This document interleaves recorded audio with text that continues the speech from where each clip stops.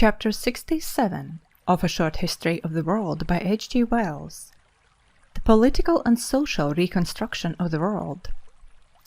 The scheme and scale upon which this history is planned do not permit us to enter into the complicated and acrimonious disputes that center about the treaties, and particularly of the Treaty of Versailles, which concluded the Great War. We are beginning to realize that conflict, terrible and enormous as it was, ended nothing, began nothing, and settled nothing. It killed millions of people, it wasted and impoverished the world, it smashed Russia altogether. It was at best an acute and frightful reminder that we were living foolishly and confusedly without much plan or foresight in a dangerous and unsympathetic universe. The crudely organized egotisms and passions of national and imperial greed that carried mankind into that tragedy emerged from it sufficiently unimpaired to make some other similar disaster highly probable so soon as the world has a little recovered from its war exhaustion and fatigue. Wars and revolutions make nothing. Their utmost service to mankind is that, in a very rough and painful way, they destroy superannuated and obstructive things. The Great War lifted the threat of German imperialism from Europe and shattered the imperialism of Russia. It cleared away a number of monarchies, but a multitude of flags still waves in Europe, the frontiers still exasperate, great armies accumulate fresh stores of equipment. The peace conference at Versailles was a gathering very ill adapted to do more than carry out the conflicts and defeats of the war to their logical conclusions. The Germans, Austrians, Turks, and Bulgarians were permitted no share in its deliberations. They were only to accept the decisions it dictated to them. From the point of view of human welfare, the choice of the place of meeting was particularly unfortunate. It was at Versailles in 1871 that, with every circumstance of triumphant vulgarity, the new German Empire had been proclaimed. The suggestion of a melodramatic reversal of that scene, in the same Hall of Mirrors, was overpowering. Whatever generosities had appeared in the opening phases of the Great War had long been exhausted. The populations of the victorious countries were acutely aware of their own losses and sufferings, and entirely regardless of the fact that the defeated had paid in the like manner. The war had arisen as a natural and inevitable consequence of the competitive nationalisms of Europe, and the absence of any federal adjustment of these competitive forces. War is the necessary logical consummation of independent sovereign nationalities living in too small an area with too powerful an armament. And if the Great War had not come in the form it did, it would have come in some similar form, just as it will certainly return upon a still more disastrous scale in 20 or 30 years' time, if no political unification anticipates and prevents it. States organized for war will make wars as surely as hens will lay eggs, but the feeling of these distressed and war-worn countries disregarded this fact, and the whole of the defeated peoples were treated as morally and materially responsible for all the damage, as they would no doubt have treated the victor peoples had the issue of war been different. The French and English thought the Germans were to blame.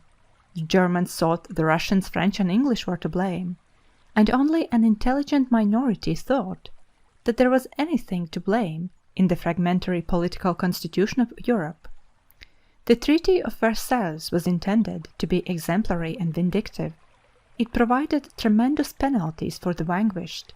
It sought to provide compensations for the wounded and suffering victors by imposing enormous debts upon nations already bankrupt, and its attempts to reconstitute international relations by the establishment of a League of Nations against war were manifestly insincere and inadequate. So far as Europe was concerned, it is doubtful if there would have been any attempt whatever to organize international relations for a permanent peace. The proposal of the League of Nations was brought into practical politics by the President of the United States of America, President Wilson. Its chief support was in America. So far, the United States, this new modern state, had developed no distinctive ideas of international relationship beyond the Monroe Doctrine, which protected the New World from European interference. Now suddenly it was called upon for its mental contribution to the vast problem of the time. It had none. The natural disposition of the American people was towards a permanent world peace. With this, however, was linked a strong traditional distrust of old world polities and a habit of isolation from old world entanglements. The Americans had hardly begun to think out an American solution of world problems when the submarine campaign of the Germans dragged them into the war on the side of the anti-German allies.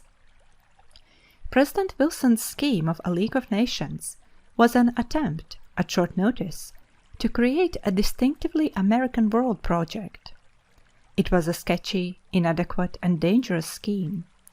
In Europe, however, it was taken as a matured American point of view. The generality of mankind in 1918-19 was intensely weary of war and anxious at almost any sacrifice to erect barriers against its recurrence, but there was not a single government in the Old World willing to waive one iota of its sovereign independence to attain any such end. The public utterances of President Wilson leading up to the project of a World League of Nations seemed for a time to appeal, right over the heads of the governments, to the peoples of the world. They were taken as expressing the ripe intentions of America, and the response was enormous.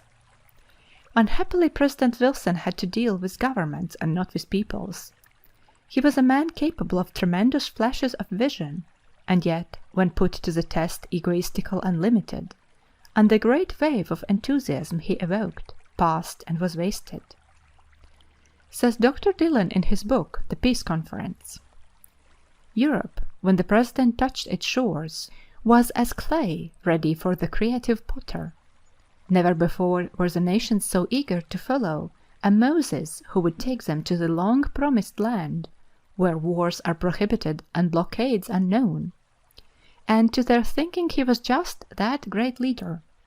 In France men bowed down before him with awe and affection.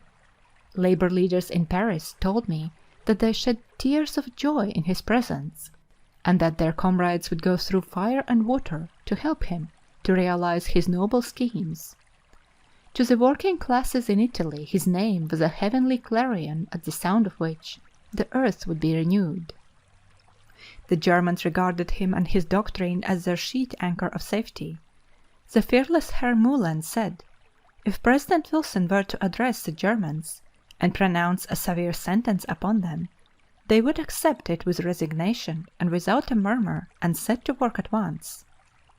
In German Austria his fame was that of a savior, and the mere mention of his name brought balm to the suffering and surcease of sorrow to the afflicted. Such were the overpowering expectations that President Wilson raised.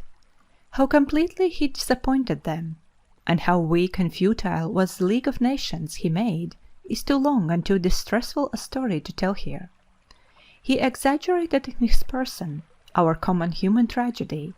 He was so very great in his dreams and so incapable of his performance. America dissented from the acts of its president and would not join the league Europe accepted from him.